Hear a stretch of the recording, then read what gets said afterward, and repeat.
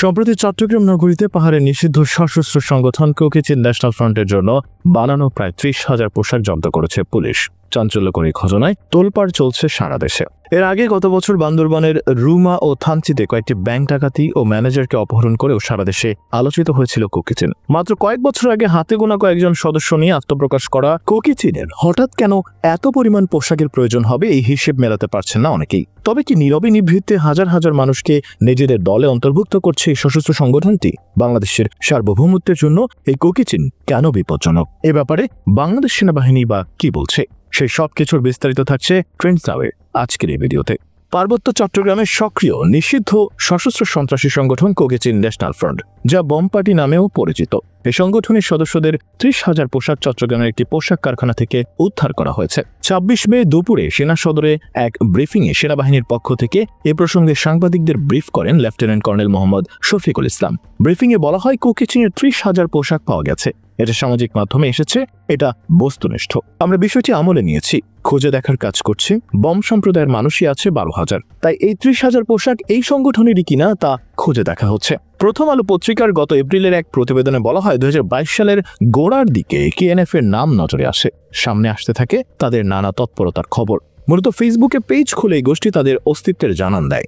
সঙ্গে ছিল সশস্ত্র তৎপরতা। বান্দরবানের বম জাতি গোষ্ঠীর কিছু ব্যক্তি এটি গড়ে তুলেছেন বলে প্রাথমিকভাবে জানা যায়। কেএনএফ তাদের ফেসবুক পেজে দাবি করে রাঙামাটি ও বান্দরবান অঞ্চলের ৬টি জাতিগোষ্ঠীর প্রতিনিধিত্ব করছে তারা। সেগুলো হলো বম, পাংখোয়া, লুসাই, খিয়াং, ম্রো ও খুমি।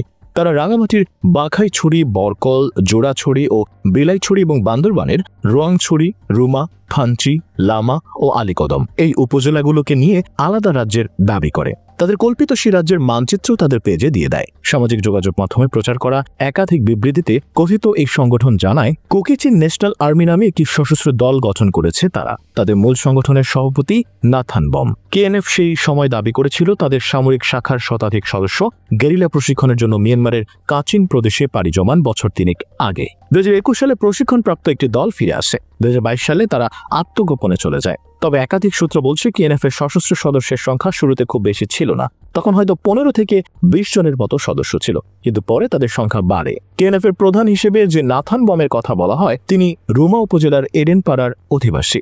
নাথান ঢাকা বিশ্ববিদ্যালয়ের চারুকলা বিভাগের স্নাতক। রুমার এডেনপাড়ায় কোকিচিন ন্যাশনাল ডেভেলপমেন্ট অর্গানাইজেশন নামের একটি বেসরকারি সংগঠনেরও প্রতিষ্ঠাতা তিনি। তবে তিনি এখন কোথায় আছেন সেটা জানা যায়নি। ২ বছরে অন্তত ৯টি বড় ধরনের সন্ত্রাসী ঘটনা ঘটিয়েছে কেএনএফ। ২০২৩ সালে কেএনএফ এর সন্ত্রাসীদের ৪টি হামলার ঘটনায় ৫ সেনা সদস্য নিহত হন। আইনশৃঙ্খলা রক্ষাকারী বাহিনী যখন জঙ্গিদের সঙ্গে কেএনএফ এর সম্পর্ক নিশ্চিত হয়ে অভিযান চালায়, তখন বিশেষ করে রুমা, থানচি সহ পাহাড়ের বিভিন্ন এলাকা কার্যত বিচ্ছিন্ন হয়ে থাকে। এইসব অঞ্চলে পর্যটন বন্ধ হয়ে থাকে দীর্ঘ সময় ধরে। বমদের কেউ কেউ সীমান্ত পাড়ি দিয়ে ভারতের মিজোরামে চলে যান। বম জাতিগোষ্ঠীর সাধারণ মানুষ বিপাকে পড়েন। এই সময়টার সুযোগ নেয় কেএনএফ, আর তখন নতুন করে বেশ কিছু সংখ্যক যুবককে তারা দলে ফেরায় বলে স্থানীয় একাধিক সূত্র জানান। দেশ রূপান্তর পত্রিকার এক প্রতিবেদনে বলা হয়, ধারণা করা হয় দেশের সীমান্তের বাইরে কোকিচিন একটা শক্ত ঘাঁটি তৈরি করেছে। কেএনএফ এর ফেসবুক পেজ ও ইউটিউবে পোস্ট করা ভিডিওগুলোতে যেসব সামরিক ট্রেনিং সহ কার্যক্রম দেখানো হয়, তা বাংলাদেশের অভ্যন্তরের কোনো ছবি বা ভিডিও নয় বলেই মনে করছেন দেশের নিরাপত্তা বাহিনীর গোয়েন্দা কর্মকর্তারা। পার্বত্য চট্টগ্রামে দায়িত্বরত সামরিক গোয়েন্দারা মনে করেন নাথান বম বাংলাদেশের সীমান্তের বাইরে অবস্থান করেন। কর্মকর্তাদের ধারণা, ভারতের মিজোরামে নাথান বমের অবস্থান রয়েছে।